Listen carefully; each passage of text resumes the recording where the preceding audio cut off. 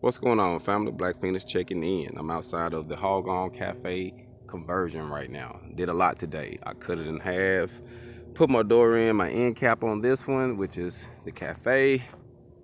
I set the storage container on that end up against the building, all nice and neat and leveled out.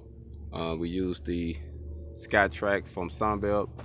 I actually got the best deal from them. I went to other few people. They was trying to charge me, no lie, I saved at least $200 networking with them. So I mess with Sunbelt. That's who I'm messing with from here on out in this area for sure, because everybody else was trying to give me a hard time. So everything else worked out good. As you see, I got it up and going. I'm about to sum it up. I'm tired. I had a lot going on. I've been out here trying to get things done, trying to utilize what I had. End up hiring 2 hands today. They did excellent, helped me out. One stayed, the other one I let go out there like an hour, but it is what it is. But everything worked out.